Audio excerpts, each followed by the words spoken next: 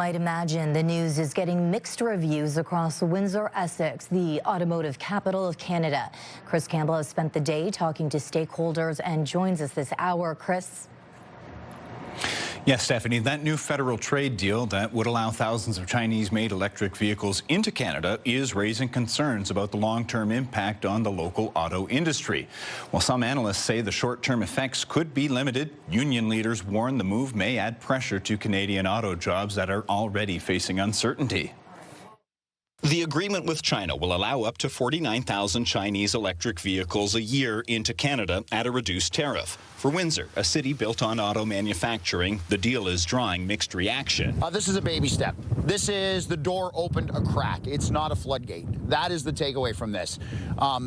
It's also a deal that contains a lot of words like expects, promises, pledges, those kind of things. So nothing is really set in stone yet. Greg Layson says the numbers help put the deal into perspective. 49,000 vehicles is a small slice of all vehicle sales in Canada. If you were to allow 49,000 EVs into Canada last year, that would have accounted for 2.5% of all the vehicles sold in Canada.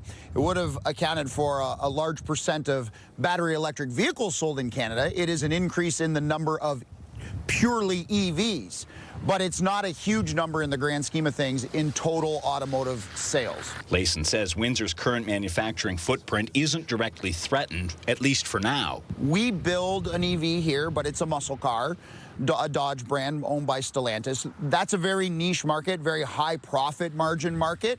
And so these don't threaten what is built in Windsor. It doesn't threaten the battery industry in Windsor that's starting to grow. From a consumer standpoint, Layson says the deal could make EVs more affordable, but warns there are trade-offs. I mean, this is a win for the consumer more than anyone else, because these EVs are priced at $35,000. It's a loss for cybersecurity in some fronts because there are questions about Chinese technology. Union leaders, meanwhile, say the risks to Canadian auto workers outweigh the benefits. When you look at the whole picture, people need to understand what this really means.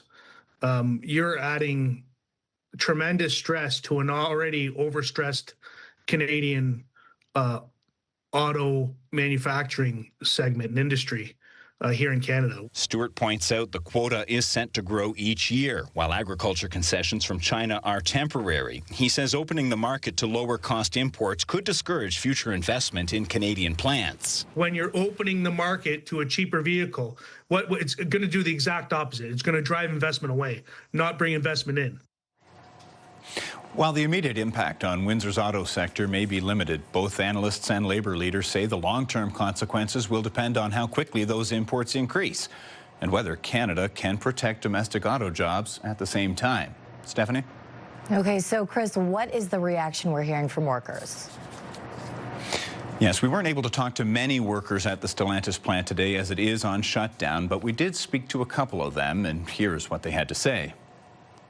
We don't know how cheap they're going to be, but I'm going to say it is opening the door for potential problems in the future, and we'll see what happens. That's all I can say. I don't have an issue with it. We don't make a small car here in Canada, and we don't make a small car EV here in Canada, so I'm not sure how that has any bearing on this plant, but I guess we'll have to wait and see in the future.